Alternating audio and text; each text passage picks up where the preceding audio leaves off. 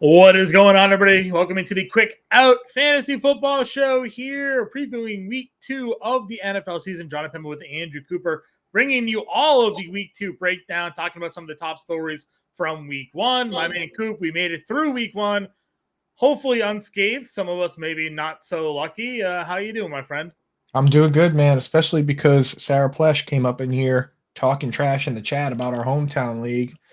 Took care of business, no big deal. Won by like 4 points, Oh, not a there you go. problem. So There you go. I what's too up? was able to handle my week 1 home league matchup. So I don't know who I have in week 2 yet. I haven't checked it out yet. I haven't either. All I know is we're back, John. Yeah, We're back. we're 1-0. We're feeling good. It's a tough league, that 14 team. Probably my most difficult league.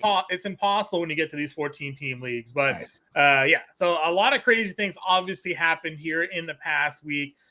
Some things that we were maybe predicting, some guys that we were high on going into week 1 obviously showed out for us. Then, of course, we had some letdown, some interesting splits in terms of snap shares. I know you just did the snap count article. You can go check that out over on Fantasy Time. I know we'll touch upon some of that. What was maybe the most surprising thing in week 1 outside of injuries for you, Coop? I mean, I got to say, and I'm not just saying this to pump your tires, but you had Puka Nacua as kind of a prop play, a deep throw, one of our underdog moves. And, what was his number set at where you picked higher? It was like, what, 3.5 receptions or something? Yeah. Well, no, it was like 26.5 yards, something absurd. So we had that. We also had the Zay Flowers reception yards prop for in on at 37.5. We went over. I had Puka Nacua as my late weeks waiver wire catching steam guy, which made for a great soundbite. 15 targets. I mean, dude, we crushed those because now looking back, I had I picked lower on Dallas Goedert. He threw up a straight up. Doesn't get any lower, right? Threw up straight 0. So couple of zeros in week 1. T. Higgins had a 0. Did Drake London have a 0 or something like that as well? Yes, London had a 0. Tough zeros there. The London 0 is more concerning to me than the Higgins 0 because at least Higgins got 8 targets, right? Right. No, and again, we'll get into that. The timeshare, obviously, in the running backs, a few teams had some interesting running back splits going on there in their week 1. So we'll touch upon that as we break down. We appreciate everybody starting to tune in here. Before we do break down and get into our week 2 previews here, just want to remind everybody that right now is the best time to become a member of the Fantasy Alarm family. You can scan the QR code here on the screen, or you can go to fantasyalarm.com/win. Take advantage of our offer. It comes with a 7-day free trial, which means you join today. You get a 7-day free trial. You get the NFL DFS week 2 content for free as part of that 7-day free trial. And after the 7 days are up, I highly suggest you take a look at our annual subscription package right now. It's 40% off the month-to-month price there. So you get us for a year for almost half off of what you get paying just monthly. So come join the family, get all the content we have, all the premium content we have, our premium Discord. Justin Vreeland's been in there answering all day already. Your late waiver wire pickups, maybe guys you missed on, some start sits. Dan Servididio's has been in there. So become a member of the family today. Honestly, there's no better time to do so. Right. And you can come hang out at Coop's Corner with me, where we just talk ball, get into some deeper questions and stuff. And also, you get all the sports, not just football. So honestly, you can go out and pay for that membership before Sunday even comes here. Right. With the baseball DFS playbook, with NASCAR on Sunday. We have the best NASCAR guy in the world in Matt Sells, 3-time FSWA Writer of the Year. So get in there and get that set up. But John, why don't we get in here and get started on week 2, because no bye weeks yet, man. We got a full slate and only an hour to do it. So quick outs. So we get you in, we get you out, we get you all the info you need. So let's get at it. Yeah, for sure. Let's talk about something again. We talked about some of the week 1 headlines here. Coop, some injury news topping off the show here. Obviously, we know the Aaron Rodgers unfortunate situation there, out for the year, torn Achilles, pretty gross. Slow motion replay that I didn't need to see of an Achilles popping. So unfortunate, sad, all the hype in the world around the Aaron Rodgers New York Jets story all offseason. 4 plays all it took. That's now down the tubes. J.K. Dobbins, another guy, torn Achilles, out for the season for the Ravens. Austin Ekeler is dealing with a little bit of an injury here. We saw Joshua Kelly have a pretty big role in week 1. Deontay Johnson's going to miss at least 4 weeks with a hamstring. Every season, it feels like something is always on the verge of Deontay Johnson missing games. Kenneth Gainwell, surprisingly, the lead back in Philly, lasted about 1 week, trending towards not playing in week 2 with the Eagles having that Thursday game. So that's an unfortunate development there. And then you mentioned some other guys here at the tight end position, Freiermuth, Waller, Kelsey even, right? We're waiting to figure out what's going to happen with these tight ends. Dulcich is out too. It's like the tight end position is a nightmare right now. So we're trying to figure that out. We're going to sort it out. Today we should get – this is when – so it stinks for fantasy football. If we had a commissioner that actually cared just the slightest about fantasy football, he could make some changes. You know what I mean? Like not having bye weeks in week 14 and instead having them week 8 where there's none, or week 12. I think one of them is Thanksgiving, which understandable. There's no bye weeks then, but spread those out. The other thing is that if there were some way to just kind of require some sort of reporting on a Tuesday where we know Deontay Johnson's out, but you go to these sites, Yahoo, Sleeper, FFPC, you can't move him to an IR spot, ESPN, until the official Wednesday practice or whatever. I mean, it's a real pain for fantasy gamers, but they have already admitted when they talk about the schedule and all these things that they don't care about us, even though we're a massive portion of the fan base and consume more of their product than anybody else. Right. But, it would be nice. But like right now, you're just sitting here waiting for them to officially have practice so you can move Deontay Johnson to an outer IR spot. But we're keeping an eye on all those guys. We know Dulcich and Deontay are out, but Freiermuth, Andrews, Waller, we're going to keep it all together. Tomorrow, I'm going to post a big update on that. So we'll get you all that. We hit on the takeaways. Should we get into the matchups, Sean? Yeah, let's get into the matchups. Thursday football here. Vikings, Eagles. Eagles are giving 7 as home favorites against Minnesota. A 49 game total. Minnesota lost at home to the Tampa Bay Buccaneers in week 1. So once again, a disappointing go for Minnesota to start the season. Justin Jefferson is him. He continued to just absolutely ball out. No worries here. But Coop, you pointed out in your snap count, a maybe concerning development in week 1, and it could just be rookie syndrome because we saw this for a lot of rookies in week 1. But KJ Osborne out snapping Jordan Addison in week 1. Addison did find the end zone now.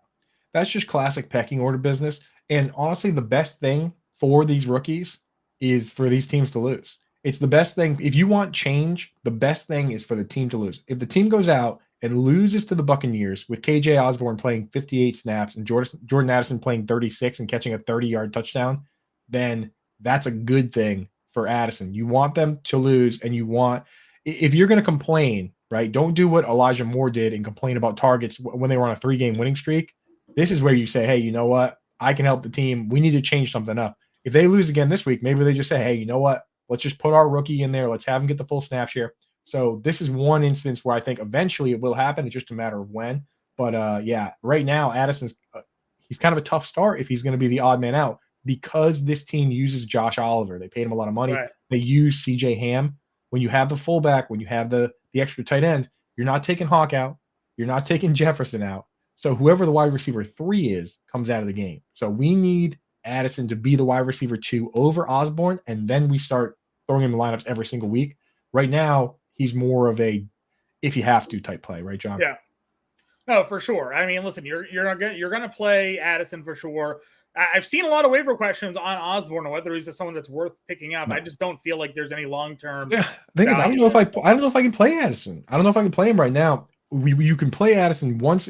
There will come a time where that flips, and that's when Addison goes in the lineup every single week. But right now, if he's going to play 50% of the snaps, I just see if I have somebody else. You know? Yeah, well, I mean, so I guess it depends on where he ranks. If you're in a wide receiver league, if Addison's your wide receiver 3, you're going to play that in an offense. Now, maybe not this week against the Eagles. Right. Obviously, a really tough defense, though James Bradbury is somebody that may not be available for this game. Obviously, take away a top corner. We did see the Patriots surprisingly actually be able to have a lot of success tacking the middle of the field for against the Philadelphia defense. So just something to take clear of there. The Alexander Madison thing, no shock to me. Number 1 running back. Everybody kept on talking about the backups all offseason. It was a Madison day. But the Eagles running back situation is really the interesting one. Kenneth Gainwell had 60% of the offensive snaps. Scott and Swift both saw less than 20%. And Rashad Penny was a healthy inactive, but now we have Gainwell trending towards not playing. You have to assume Penny will be active for this game, but where does the majority of the snaps lie? Does it go to DeAndre Swift? Does it go to Boston Scott? Or does Penny now assume the Gainwell role and is a lead back and goes back to being inactive when he's healthy? Right. I think you probably do. I mean, I love what I saw at a game. Well, hopefully he can get healthy quick because, I mean, he played like the whole game. Though Nick Sirianni did say that it's kind of funny. He pulled the old, we're all trying to find the guy who did this when it was actually him calling the plays. So, like, he's like, we need to get more targets to Dallas Goedert and we need to get more targets to DeAndre Swift. So I think of those guys, if Gainwell's out, I'd rather just start Swift and try and get a couple receptions, which I trust more than the early down back, simply because of that stupid QB sneak at the goal line by Jalen Hurts, where everyone pushes in the back. Like it's the best play in football right now. It is. So, and also just one last thing on, obviously you're starting against this Vikings team. You're starting Devontae Smith. You're starting DJ Brown. I think the over under for receptions are set at 5.5 for both. John, you like either one of those here against this Vikings team? I mean, I think you have to, right? We just saw Mike Evans and Chris Godwin, led by Baker Mayfield, actually have a lot of success going up against the Minnesota Vikings defense. So, yeah, I think you can play both wide receivers pretty confidently. The fact that Gainwell is out, almost makes me think that they either don't trust the other running backs that they have there. They could look to throw the ball more, but obviously passing against Minnesota is the easier way to beat them. We saw the struggles that Tampa Bay had running the football last week against Minnesota. So, if they don't trust the running backs there and they have to carry a high workload, you could see a lot of passing here against Minnesota. I would obviously play both. If we're betting on them, I'd take the over on their props, probably be in the tops showdown slates as well for week 2. And before we go to this next game, I just want to say Dallas Goedert last week, if you read the DFS tight end article on Fantasy Alarm, that's paywalled for members, you would have known that Goedert, terrible matchup this week with Kyle Duggar. We had him in the fade section, and this week he'll probably bounce back. It's a better spot for him. So treat Dallas Goedert the way you normally would. You just have to avoid certain guys at tight end. So let's go on to the next matchup, John. In the first order, the next matchup we have here kicking at the 1 p.m. games on Sunday, we have the Packers versus Falcons. Falcons are 2-point home underdogs here with 40.5 game total. Do you think this is maybe a bit of an overreaction of Chicago, the Packers dominating Chicago the way they did versus Atlanta, who won their game against Carolina as a home team, and now they're a home underdog? I kind of like Atlanta +2 here. Yeah, I agree. I like the bet, though. So my heart says Atlanta. My head says Atlanta. My heart wants Atlanta to get crushed. My heart wants Atlanta to not be able to just run the ball and throw it 18 times and win games. Like, them winning games doing what Arthur Smith wants to do is terrible for fantasy football. It's, if you're a Falcons fan, great. But for us, we want them chucking the football. Right. We don't want what we just saw. So to hit on the Falcons, I don't even know if they'd be behind you if you'd open that offense up. I think you'd just commit to the run. They just lose. They just lose running the football. Honestly, they might. It's crazy the way that offense runs. We saw, again, Bijan Robinson and Tyler Algier, the workload that they got in that game. They improved their defense during the offseason as well. So they may never be in a situation where they're completely blown out, especially. I don't know if the Packers are that good. I think Chicago might just be that bad. Right. So yeah, I mean, they were the worst team in football last year. Chicago was. So you can't rule it out. I'll say this on the Falcons side, it's like you start London and Pitts where you have to, but for the time being, I can't start them under this current setup. And once again, just like last year, if you look at the underlying numbers, it's all good. Like, if you take Kyle Pitts and the numbers he had, the underlying ones, and this team throws 30, 40 times instead of 18, he's a high-end tight end 1. He practically led all tight ends in ADOT. He played 83% of his snaps at wide receiver, which was like third most of any tight end. His target share, even 3 of 18 targets, is actually a big target share. It's like, if he just was on a team that threw it, they'd be good, but you can't trust him for now. With this team, obviously you're not starting Ritter, you're not starting Mac Hollins. With Bijan and Algier, how are you feeling about that, John? I mean, I think if you have Algier, obviously Bijan's an every week starter. That's not even a question.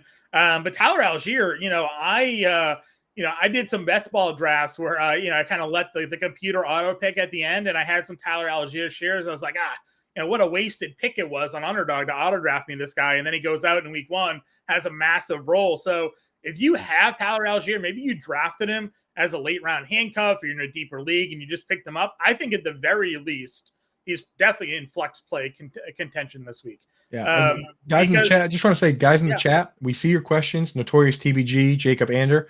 I'm kind of bookmarking them, and when we get to those games, we'll hit on those. We're trying to keep things in order here for the podcast listeners that don't want to hear a trillion questions. But for instance, I see your question on the Ravens RBs. When we get to the Ravens, I'll definitely pull that right up and we'll talk about it. We're trying to keep a little order here. Yeah, for sure. And we'll talk all questions as we work our way through these games. I think Algier plays. I think you got to put him at least as a flex option. Arthur Smith wants to run the football. They asked him about it. He says, I don't care about your fantasy football team. This is how we're going to win football games. Do I think it's going to be a 65-45 split? Or that's too much. That's too many percentages. 55-45 on the snap count all season? I don't. I think eventually Bijan Robinson will take our larger role. But inside the 5-yard line, Tyler Algier had 100% of the touches, which is not what many people would have expected. You saw Bijan impact in the passing game. He had that ridiculous catch and run there for the score. So, for me, I think both running backs are viable options. If Tyler Algier was available in your waiver wire, I hope you snagged them because Arthur Smith has not hid behind the fact of what he wants to do in this offense. I think the biggest question is going to be is Cordarrelle Patterson practiced. What happens when Cordarrelle Patterson is active for a game because he was hurt? Does he cut into Algier? Is he used at all? Like, how do they go about using Patterson in this offense? I think he's probably just going to return kicks. Like, I think he's, they got two guys that are the best at what they do. So I'm not too worried about that. And, that's enough on those running backs, honestly. I'll agree with you. And I see Angie in the chat. I see Reflex there as well. We're going to get to your question. We're going to get to those. Don't you worry about it. So for instance, Reflex has a question. Travis Etienne for Drake London and Miles Sanders. We're talking about the Falcons, so we can get that one up here. I personally, it depends how many wide receivers you have. If Drake London was going to be on your bench, then I think I would do that. And that comes from me, who I'm a big Miles Sanders guy. So if you look at your lineup and Drake London is your wide receiver 4 or 5, and you're probably never going to start him, then I would do that because Etienne looked great. Yeah. If London is your wide receiver 4, and which means he's going to be in your lineup for multiple weeks, that's a little bit difficult. So you have to look at always with trades, consider how it affects your roster and your lineup. Yeah, because think about where you drafted London and Sanders. Those are 2 middle round picks for you. If you don't have a replacement for them, unless you're the one getting Etienne, right. I would probably take Etienne if I'm. Yes, I like the Etienne side. That's what I'm saying. If you can afford to do it, if you have other wide receivers, and just to wrap up this game on the Packers side, Romeo Doubs are the 2 TDs. We got to see what it looks like. I think at the end of the day, it's going to be Watson and Doubs on the outside with Reed in the slot. That's what it was looking like coming in, and they just used Dontavion Wicks as a placeholder for Christian Watson. We'll have to see how it shakes out there. But I will say Luke Musgrave actually led that team in routes run with 24, and he played like 16 snaps at wide receiver. So Musgrave, wherever you can find a spot for him on the bench, I would do it. If you're going yin and yang tight end, I would do it. In a lot of my leagues, I just said, forget it. I'm going yang, and I've got now my rosters are all Kincaid and Laporta, Kincaid and Musgrave and Laporta, and just hoping that it sorts itself out. But this could be the year of the rookie tight end. These guys, a lot of good usage. Yeah, decent debut for the rookie tight ends for sure. And then the other notable here is the Aaron Jones injury, hurt his hamstring on that touchdown run. If he's out, obviously AJ Dillon looked like trash. In week 1, but he'll be the lead back in that offense. So if you have him, play him in week 2. Raiders, Bills here, 8.5 home favorites, 46.5 game total here. Raiders pulled off the upset win in week 1 going into Denver. I think a little bit surprising. Jacoby Myers was an absolute monster in that game. I was joking with a buddy of mine that we snagged Jacoby Myers, the wide receiver 1 in Las Vegas, in like round 15. But he got knocked out. So we'll see what the concussion issues there. Hunter Renfrow had 0 targets.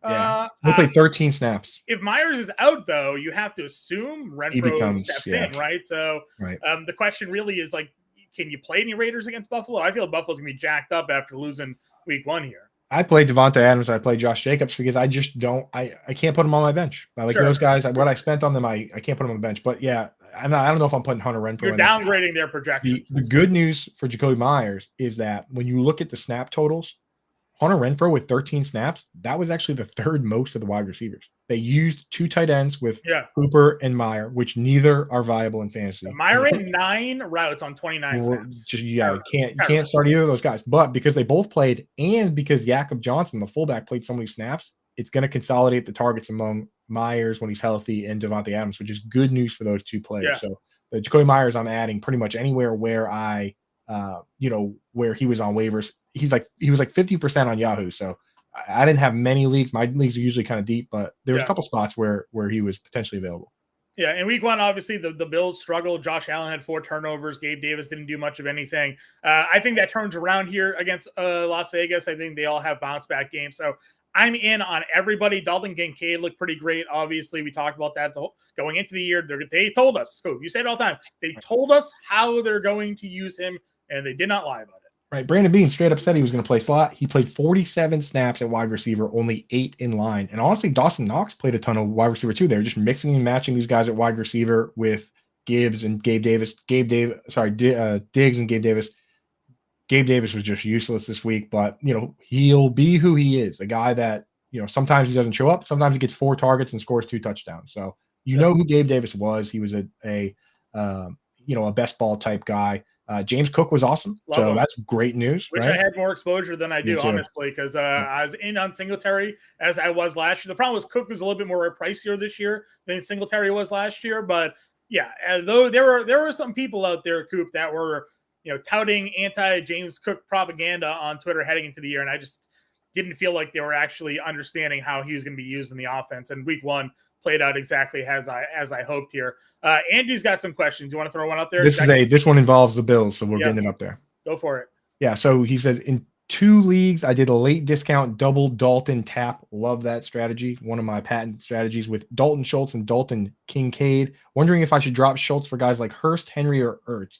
So with the success of Kincaid week 1, just in terms of usage and everything, I'm willing to get more risky. So Schultz, his usage was good, and we'll get to him. But I'd be willing to drop him for Ertz if I can get Ertz for free, just considering 10 targets is 10 targets, or Hayden Hurst. Hunter Henry that one feels a bit lateral of a move. So it's interesting though. Again, 2 years ago, Hunter Henry tied for tight end leading touchdowns. Yeah, and we'll get to him for sure. It's just with some of these teams, everything's in place. Like the Bills, there's nobody that's coming to join the team that's been hurt, whereas with the Patriots there might be. So the important thing is you have Kincaid. Whoever, honestly, those other guys are so close that just pick your poison. I would agree.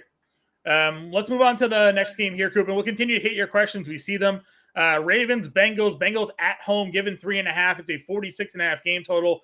Ravens, they did okay against Houston, but they really weren't that impressive outside of Flowers. The Bengals got blown out on the road against Cleveland. Does it make sense for them to be 3.5 home favorites here? What's your thoughts on this matchup?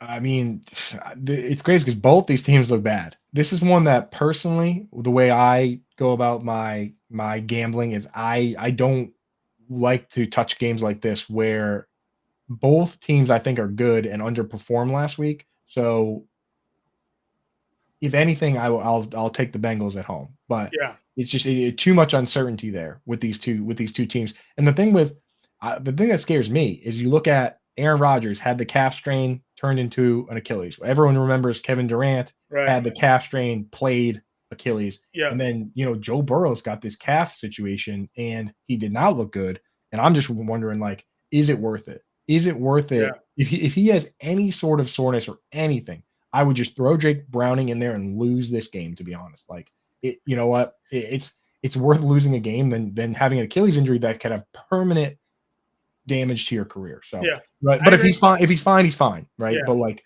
just that's the way I would handle it. It's not worth it, right? Yep. For the Ravens here again, Flowers was everything I had hoped for. I saw somebody tweet out though he only had a 2.9 ADOT. I know you are an low ADOT guy, but Amon-Ra St. Brown continues to produce. Exactly. So don't care. I'll live with Flowers being that guy. For where you got him. That's the thing, though, is like targets are everything. So obviously, at the very top, that's the difference. Is that like the 7-yard ADOT for ARSB caps the ceiling, but we're talking about first, second round picks. We're talking about later. Just give me the targets. I don't care. 1 yard ADOT, I do not care if he's getting 10 targets. So yeah, Flowers is legit. I don't really care for much else. I want to see what happens when Andrews comes back and what that Ravens offense looks like. Yeah, I mean, the thing is, T. Higgins' usage was good. The Bengals on paper were exactly what we thought. It was the 3 wide receivers, Joe Mixon playing all the meaningful snaps, Irv Smith just kind of hanging out. So, like, if you plan to start these guys, I would not change it over one game. We do have 2 quick questions that involve the Ravens. We got one right here. He asked about Fab. He goes, $25 was spent on Hill Edwards, and he dropped 0, got Melvin Gordon. Who is smarter? Time will tell. But the thing with Melvin Gordon is that he was a healthy scratch, and any team could have signed him, even signed him off their practice squad. They didn't. So I think it will probably be Hill Edwards. But the question is whether they blew their Fab or not. So, I would, depending on the situation, if you have the spot for free for Melvin Gordon, it could work out for you if it's a split. So I don't feel like any of these running backs now are going to be that productive in fantasy. Right. Gus Edwards, maybe Hill had 2 touchdowns, but he had less yards than carries. So and you're still playing with Lamar Jackson, who is going to take as much of the red zone work himself, and he also doesn't really like dumping down to the running back because if the running back is standing next to Lamar Jackson, it's the running back's job to go block somebody. He's not going to flip it over like Drew Brees would do. Plus, they're going to have a game plan now put in place, knowing that Dobbins isn't going to be part of their offense, so that will change some things there for them. Trade Waller and Gibson for Andrews. Antonio Gibson? Oh my God, dude. Yeah, because that's basically a Waller for Andrews trade. So that's what I'm saying. Gibson, I would take Andrews for sure. Yeah. Okay, let's get back to the game. Seahawks Lions. This is an interesting one. So the total on this game opened at 51. It's now down to 47.5. Now it opened early. It was an early line look. It's gone down to 47.5 and kind of stayed at 47.5. I can't figure that out, dude. I can't figure out why that would be the case. They lost a couple of offensive linemen. Both of their tackles for Seattle were hurt in that game. Seattle's offense obviously looked very bad. So I think people are expecting the Lions defense to kind of hold Seattle down in this one. The Lions are 5.5-point home favorites here. Just a very interesting big line drop like that. Tyler Lockett was checked for a concussion, did come back in play. The last time these 2 teams met last year was that game that scored 93 total points. Yeah. So I do think it's kind of interesting how this game's going to play out. I think the comments for about Jahmyr Gibbs last week from Campbell, talking about how they just want to sort of get his feet wet against Kansas City and his role is going to expand as the season moves along. Does that mean in week 2 at home his role expands? Because he looked pretty explosive and actually for a guy that only played 20% of the offensive snaps to come out with like 8.5 fantasy points, I'm still willing to play Jahmyr Gibbs if I have him. I don't, his upside to me is still very high. He's probably more comfortable as a flex play for a lot of people. You always say where you drafted him, you kind of have to play him. I'm expecting both running backs to continue to be pretty productive here for the Lions. Yeah, exactly, man. Like they could easily be this year's Mark Ingram and Alvin Kamara, where David Montgomery is Mark Ingram and Alvin Kamara is Jahmyr Gibbs. And in 2017, Mark Ingram was RB7 and Kamara was RB3. So it's entirely possible. Gibbs, he looked so good. It was crazy to me when I did the snap count article and I saw that he only played 19 snaps because those are some of the 19 of the best snaps I've ever seen. He almost scored a touchdown. He tripped himself up. If you remember, he cut out to the outside. He would foul. He would have had a score. So he's looking good. Laporta, very close to ideal. I mean, as far as rookie goes, 5 targets in the first game is great. I want to see him break some tackles. That's his MO, and a couple of those he should have broken. I was very surprised. And the other thing, slight concern there, where if it happens again this week, I'll move Luke Musgrave ahead, is that he blocked on 5 pass plays, which this guy, they're using him in line some, and I don't like that. That nobody wants to see a guy like this who is basically a wide receiver blocking on pass plays. Sure. Just a reminder, everybody in the chat, we're going to hit on your questions when we get to a game that involves those players. So feel free to throw them in there. And we're going to do our best to hit them, but we don't want to do our best to get all the way down here. Kenneth Walker looked great. I'm not too worried about Geno again. Week 1, I felt like this was going to be a tough week for Seattle, and DK Metcalf said he couldn't name a single person in their secondary. We talked about it on this show. I'm like, you just don't give guys that bulletin board material. Sure enough, defense shows up, shuts everybody down. So exactly. I'm happy running right back here with Seattle. I guess if their tackles are both out, though, Aiden Hutchinson probably going to have himself a field day there against Seattle. Maybe a lone worry there. Yeah, and I think they're going to be fine. Keep an eye on the Lockett concussion situation. He did bring into that game, but I guess something to continue to view, I guess. Yeah, hopefully he'll be good to go. And any concern for Geno, John, before we move on to the next game, or you No, just no, yeah. I'm still going to play him. Again, week one, I feel like this is a good spot for them to go and attack. Again, people will look at the Lions defense and see how Kansas City scored, but that was more self-inflicted Kansas City issues than anything the Lions are doing. Kadarius Toney dropped 2 wide open passes. Like, he catches those, more points are on the board, and the Lions defense doesn't look nearly as good as people thought. So willing to go there. Colts, Texans here. Texans are a 1-point home underdog, a 39.5 game total. Expecting Moss to be back here. Evan Hull went on the IR. Thoughts on this game here? Anthony Richardson looked pretty good. They said he would have gone back in the game if it mattered for anything. So willing to continue with the Colts here.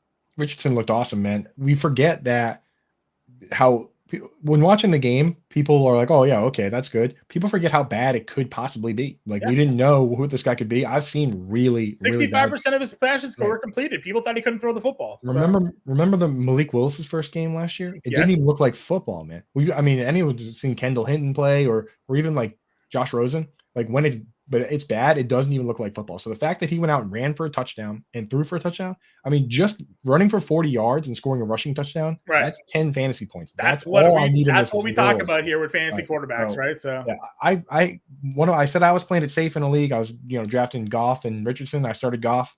I dropped Goff to waivers. I'm just starting Richardson the rest of the season. Yeah. Michael Pittman played like every snap, which is awesome. Alec Pierce played opposite him, playing a full snap share. Josh Downs was out of the slot, but he got pretty decent usage. And then, for DFS purposes, Kylan Granson, if Andrew Ogletree and Jelani Woods are out again, and Jelani Woods obviously can't play for the first 4 weeks, Kylan Granson is a DFS dart throw. Can't throw in the real lineup. Put him in the contrarian corner video last week, the bargains video last week. Kylan Granson is perfectly fine. Forward Houston here, Robert Woods. Real quick before we move on from the Colts, we have a question for this game. Would you start Geno or Richardson? Man, Richardson has the injury, right? I want to go Geno, I think, here. I know that Weapon X says he's leaning A-Rich. I get it. I do. I think the Texans defense might be like halfway okay. Yeah. So, again, their coach there coming over from the 49ers was a defensive coach. Their defense might be a little bit better than people think this year. And you have the fact that Houston's at home here. So, and this game, the over-under is 39.5. Yeah. It's going to be one of the worst games of the week, most likely, versus the other one, which it opened at 50. Now it's at 47. Still at 47.5. Yeah. So get Geno in there. And honestly, if Geno falls in his face again, then maybe you just drop him. Yeah. But I would go Geno here 1 week again. He's got Metcalf, Lockett, JSN, like a lot of great weapons here against the Lions. So I'd rather trust that for this week. And like Coop said, if it doesn't work out, we move on. Houston side. Again, Robert Woods for me looks pretty good. Anything else for you? Yeah, Nico Collins, both of them got double-digit targets. And Schultz had good usage, but didn't really get the looks. He played like every snap, only blocked on one pass play, which is good. That was a concern, is he was blocking a lot of pass plays. So Schultz is still a potential option if you need him. Kind of boring, but whatever. And then the split for Pierce, we thought Singletary might be the pass-catching back. He wasn't, but Mike Boone was. So we still got rug pulled a little bit. Pierce, maybe not. Like, you wanted to see Pierce go out and play the snap shares that Rashad White and Travis Etienne did, and he did not do that. So there is some concern there. Yep, I agree with you. All right, let's keep on going here. We got about a half an hour left in the show. Some more games to get to. Chiefs Jaguars is going to be probably the funnest game to watch of the week here. Jacksonville is a 3-point home underdog. Totals 51, highest on the board. We saw the struggles for the Chiefs, though. Obviously, no Travis Kelce. Kadarius Toney had his issues. Sky Moore had his issues. Rashee Rice looked great. Pacheco was obviously the lead back, but we saw Clyde Edwards-Helaire actually start that game. So a lot of questions need to be answered with KC, which could just be solved if Travis Kelce just is active for this week. Right. If Kelsey's back, then there's room for maybe one fantasy relevant wide receiver, but maybe not. Right now, the guys I like are Sky Moore, who at least played the snaps, and Rashee Rice, where we're hoping his snap share goes up. They did look for him in some key situations. Obviously, he scored the touchdown. So those are the guys I'm most interested in. MVS, if he ends up playing the full snap share opposite Moore, then we're not going to have any other fantasy relevant player. Right. Darius Toney, that's another one where I was amazed at how bad he could play on so few snaps. Like, he hardly even played. How could he make so many? He might have played more if he wasn't dropping the football. That's my only thing here, right? Like, he had that drop interception. Then he was on the sideline for like 2 straight series. Comes back out there, then has that drop in the middle of the field. Like, I think that his drops kept him on the bench. If you had asked me, I would have said that he played 40 snaps or 30 snaps just on how many plays bad plays he had. He only played 16 snaps. That But means he was targeted a lot. So he when was he's on targeted the like every field, time he was out there. when he's on the field, they looked at him. So yeah, there's still some, the upside's potentially there, but man, that was pretty bad. We got a question in here about Zay Jones. Yep. Now, surprising usage here, I think, for many. When we got Calvin Ridley, who looked as awesome as I expected him to, we thought Christian Kirk would move down to be the wide receiver 2, Zay Jones would be the wide receiver 3, and here we go. It ended up being the opposite. Zay Jones actually played more snaps than Calvin Ridley did, played 90%. And then Christian Kirk got the 60% snap share coming off the field. So, how confident are you now having Kirk in your lineups? And is Zay Jones a full go now as a weekly play for you? Yeah, and honestly, this has always been my concern for Amon-Ra St. Brown over the long term, is that what happens if you're a pure slot wide receiver is when the team adds a split end and adds a flanker, they have a decision to make. Teams like, and I think Amon-Ra St. Brown at this point might be safe, and he might go the route of a Cooper Kupp or Chris Godwin or Keenan Allen, where they play slot and 3 wide, but for 2 wide receiver sets, one of the other guys comes out and they move out wide. That's what happens with Cooper Kupp. What happens with Chris Godwin? Yeah. In this case, he went the Tyler Boyd route, where they have T. Higgins, they have Jamar Chase, Tyler Boyd's coming out. In this case, it's Ridley and Zay Jones staying in, and Kirk coming out crushes his upside. So Webinet says, are we worried about Kirk? Chad wants to know Zay Jones usage. So are you flipping them now and how you go about, or is Kirk still like a weekly flex wide receiver 3 for you? How do you handle them if you're in your lineups on a weekly basis? Zay Jones definitely had a Kirk now, and he's the better bet. The problem is, like, this team, they're going to play matchups. Zay Jones last year played this role, and when they played Sauce Gardner, they played Jeff Okudah, he did literally nothing, and they just go to Evan Engram, they go to their other options. So I think it's going to be tough from week to week with this team. And we had one more question involving these players. 10-team half PPR. Should I trade Zay and Kyron Williams for James Cook? My answer to that would be yes. Yes, you're selling high. Yeah, he had a follow-up question where he said the word Jones. If that's Zay Flowers, the answer is no. But if that's Zay Jones, the answer is yes. And I also saw another. Say it was Zay Jones, or you're asking him? He said Zay Jones. He said Jones in another question, so I think it's Jones. But let us know in the chat if it's Flowers. Then keep Flowers. He says he lost Dobbins and only has Jones and Montgomery.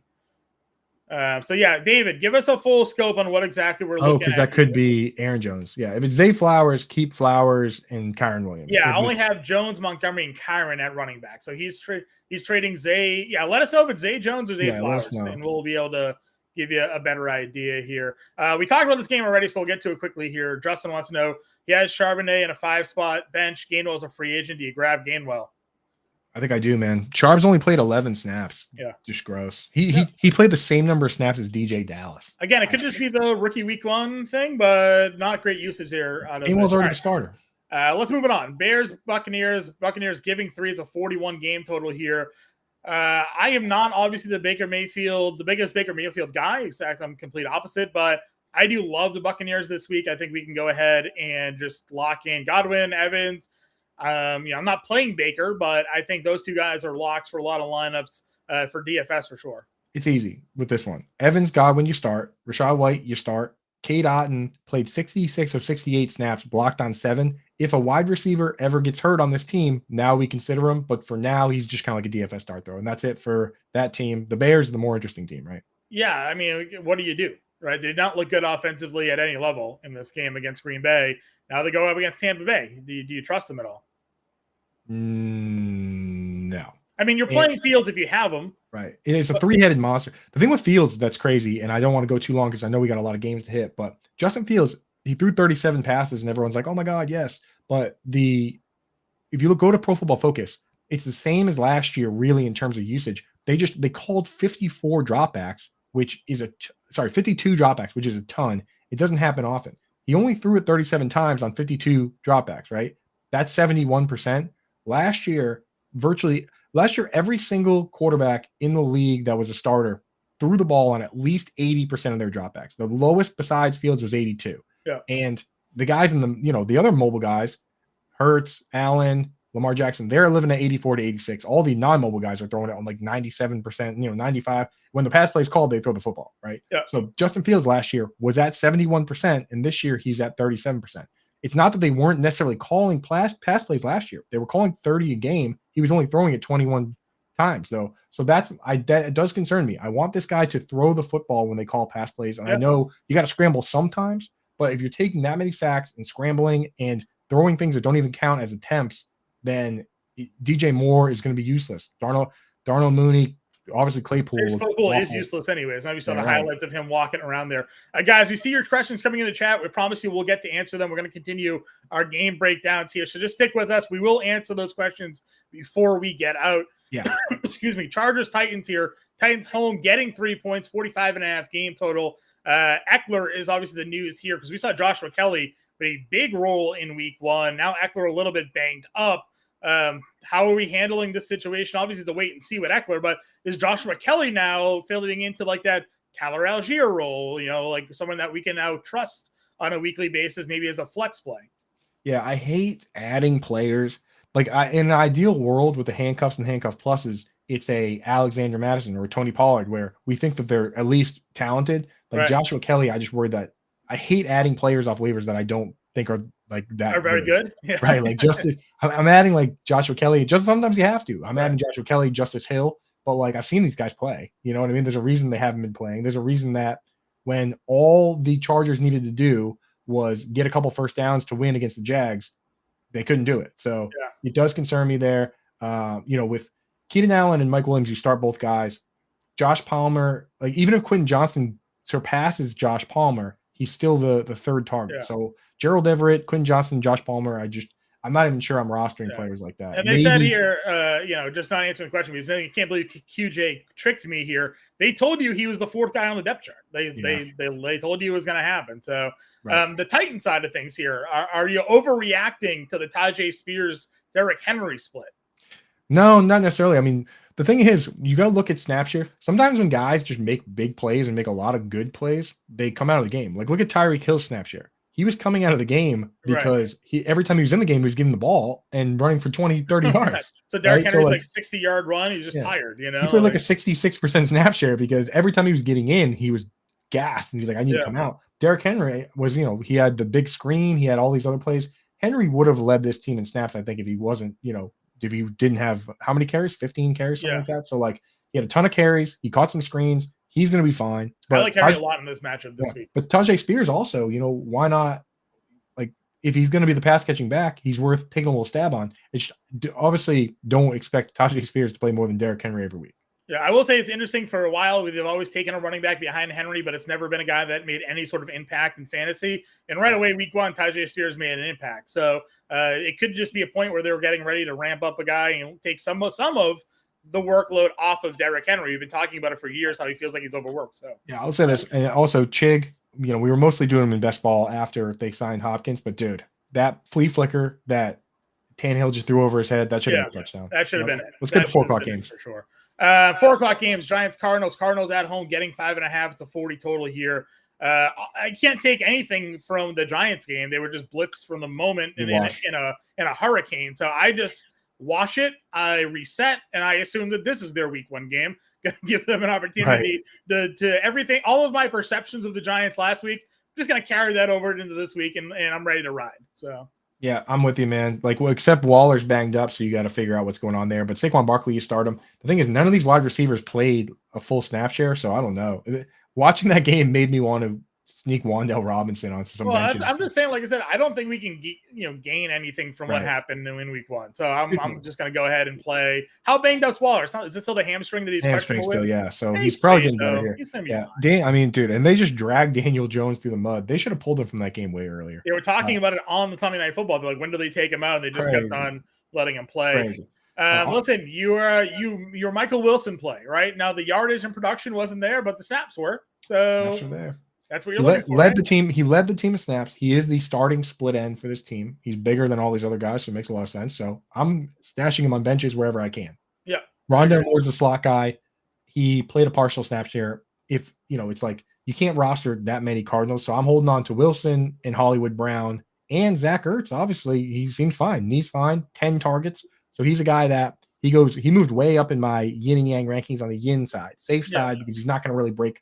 He's not going to really have a bunch of 100-yard games because he's target dependent. But I mean, he gives you a nice floor. And then James Conner, full down back. So we're feeling good about that. Yeah, not really a great matchup, I don't think, for the Cardinals this week, but definitely guys to keep forward. 49ers, Rams. Rams are getting 7.5. It's a 44.5 game total here. Brandon Ayuk was ridiculous in that game against Pittsburgh here. CMC, shocker, number one running back there. Awesome. 49ers. How much is the 49ers offense is it that – I mean, I guess we have to be impressed, right? We thought Pittsburgh's defense at home was going to be something. So 49ers are the real deal here. Yeah, I'll tell you. And again, this is another one of those teams where Kyle Juszczyk's going to play 40, 50% of snaps. Then that consolidates it among Debo, Ayuk, Kittle, and CMC. So just start them where you got them. Yeah. Ram side of things, I mean, I don't know if I trust repeat production here out of Puka and Tutu Atwell, but obviously you pick them up. You probably have to play them this week against the 49ers. Just know that the 49ers defense is going to be better than Seattle's defense. So take that into consideration. Here you go. We got a question. When you hit on the Rams, which receivers would you be playing Puka Nacua over in full PPR? Honestly, who's on your roster to let us know the players, because there's a lot of questions there. So we moved him way up. I got him in like the wide receiver 3 range though. Yeah. Like there's just too many good wide receivers in this league to get too crazy and say, okay, this guy had one good game, so now we start him over T. Higgins, right? Or we start him, you know what I mean? So it's like he's just as likely to play behind Van Jefferson this week than he is to do what he did. So I mean, production-wise too, again, it's a very, very tough matchup. So I'll tell you, 49ers saw that game. Yeah, downgrading a little bit here this week, but yeah, wide receiver 3, play him. Running backs was a little weird. Kyron got the early workload. Akers kind of got some late workload. How do you handle the running back situation here? We thought the Vegas told us this Akers thing was happening, right? They set his rushing line at 750 yards, and we didn't get it. We're like, why would the RB1 for the Rams only have 750 yards? He looks like a stud. And then he plays behind Kyron in week 1. I know, yeah. So it's like the way I look at it is almost all my leagues are either full. I don't have any standard leagues. So if Kyron Williams is going to come out for if Cam Akers is going to come out for pass plays for Kyron Williams, then Kyron Williams is the guy I want outright. Yeah. So I just straight up rank right now, the rest of the season, Kyron Williams over Cam Akers. That's I mean, there's no other way to look at it for me. Yeah, I would agree. If you play standard, then yeah, sure. Cam Akers, awesome. Jets, Cowboys. Cowboys are given 939 game total. This was supposed to be the game of the week. Unfortunately, now it's Zach Wilson versus Dallas. I don't think the Jets offense is going to be able to do too much here against the Cowboys. We did have a Garrett Wilson trade question a little bit early if you want to scroll up and find that one, Coop. But Jets running game looked great. Breece Hall looked fast. Dalvin Cook looked good, but I just don't know. Yeah, I think the Cowboys are about to get back-to-back New York teams and just absolutely hammer them here. So, yeah, Cowboys, man, kind of a lucky pull here, but hey, maybe Zach Wilson can cover that spread, but I'm not sure I'm putting money on it. And I just want to say real quick, John, did you see that bar in Wisconsin? Yeah, free beer for the Packers to lose. Everyone started drinking. Yeah, everyone started drinking like crazy, and then they all had to pay those tabs. That is hilarious. But anyway, CeeDee Lamb, just want to know real quick, CeeDee Lamb back to playing in the slot, and he's in that Cooper Kupp Godwin role I described earlier, where he led the team in slot snaps. No one else even really played in the slot. And then when they went to 2 wide, it was him and Gallup, and Cooks came out. But even then, like Cook, you can't really judge this game because it was not a game. So yeah. And the other one, Ferguson. I have a lot of questions on Ferguson. People seem to like him, but he only ran 14 routes. Peyton Hendershot ran 12, and you say, oh well, they pulled Ferguson for Hendershot. They didn't really. Ferguson played 41 snaps and only ran 14 routes. So we got to see what happens in this game. Ferguson might be a guy I'm dropping next week. Yeah. Garrett Wilson, where do you rank him now? You got to move him down. You got to move him down to like if Zach Wilson was the quarterback, we would be drafting Garrett Wilson's probably the end of the second, beginning of the third. So you got to move all the Olaves and the Waddles ahead. You would probably draft them where Drake London was drafted, right? That's what I'm saying. You got to move Olave, Waddle. Would you trade Garrett Wilson and Gabe Davis for Stephon Diggs? I would, I think, at this point. Yeah, absolutely. For that question in the chat, for sure. Yeah, sure. Definitely do that. Commanders, Broncos at home, given 3.5. It's a 38.5 game total here. Yeah. Broncos, listen, Javonte looked good. I get that there was a split there. He got the early workload, and then it kind of gave him some rest. Sutton, obviously the lead guy there. Dolchik hurt. Judy hurt. So, break it down for us here, Coop. Yeah, so this is the whole thing is kind of gross on the Broncos side. Besides Sutton, I think Javonte Williams, the fact that he split snaps evenly with Samaje Perine is great news for him and the people that drafted him, because that's only going to go up. Yeah, in this situation, he's just the better player. And you notice that even though P. Ryan played more pass snaps, they still made an effort to get Williams receptions because he's a great pass catcher. So great news for Javonte Williams. And then, Cortland Sutton. This, as crazy as it sounds, this week was great news for Jerry Jeudy. Regardless of the injury, nobody came up and showed out. Right. No, and the big concern was that Marvin Mims might arrive and be the guy. Marvin Mims was the wide receiver 4. Little Jordan Humphrey, everybody. Jordan Humphrey and Brandon Johnson. So I think that Jerry Jeudy, when he's back, he just goes right back into being the guy. Dulcich out. We're not starting Trotman under any situation.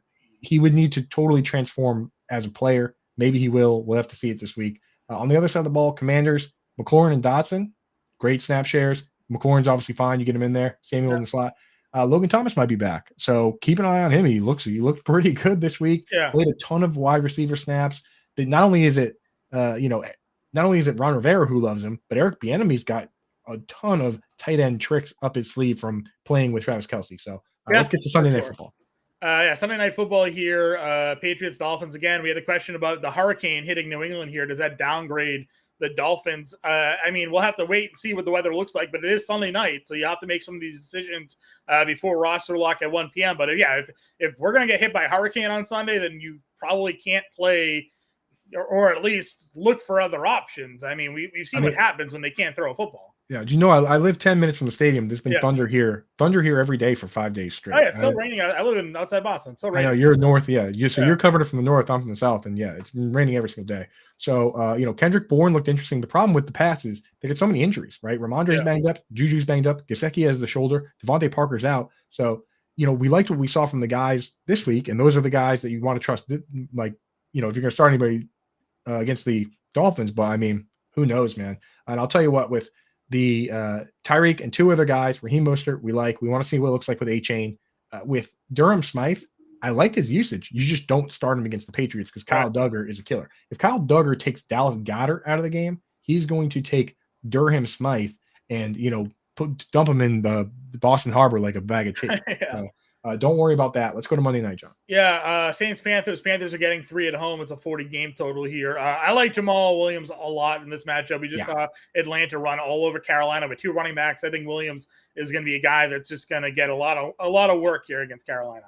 Yeah, it looks like the NFL was like, should we put 1 good game on Monday night? And they said, now let's just put 2 bad games. 2 bad games, separate them by an hour. Yeah, it doesn't make any sense. That'll even it out, right? Yeah. So Olave, Michael Thomas. I'm where I was starting Michael Thomas last week, I'm going to start him again. If I didn't start him last week and I had better options, then I'm not going to start him again. He played a lot of snaps, got some targets, but it's Olave and MT is a full snap share, and Shaheed is exactly what we thought he would be, a part-time field stretcher, but he made a big play. He made a couple of big plays. Yeah. And that's great for best ball. We were drafting him in best ball. He's a great best ball player. Juwan Johnson is the loser of the bunch because you were hoping that one of those guys wouldn't be good. Olave, MT, Shaheed, at least. If they're all going to be good, it's going to hurt Juwan, and Alvin Kamara is going to come back and hurt things even worse. On the other side, the Panthers, Marshall, Thielen, Mingo, monster snap shares, 69, 68, 67 snaps. Those are the 3 guys for now. We'll see what happens when Chark comes back. Yeah. Miles Sanders got all the important work, the goal line. He got, when back was against the wall, they got 6 targets. So, but Chuba looked pretty good.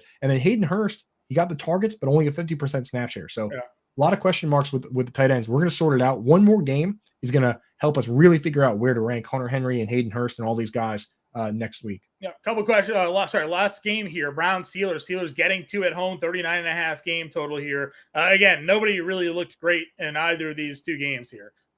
Yeah, pretty rough, but I think the Browns look good. Steelers, if it weren't for the Giants and the complete washout, we'd be talking about how bad the Steelers looked because Nick Chubb looked good, by the way. Nick Chubb looked awesome, man. Nick Chubb looked awesome. And the thing is, Hayden Winks pointed out that even though the split at the end of the day was kind of even, Jerome Ford, 73% of his touches came in garbage time. Sure. So Nick Chubb fully wheels up. Amari Cooper looked good, but he got banged up. Elijah Moore and DPJ, they all played a full snap share, so we can't crown anybody the king yet. But you got to be feeling good about Elijah Moore. Yeah. And David Njoku, real concerning. Blocked on 17% of his pass plays. That is in Yike Town territory. So I've got him with the yellow tape. If he does it again this week, we're done with him. Yeah. On the other side, they lost Deontay. Pat Freiermuth, you got to keep an eye on him. Allen Robinson actually was productive.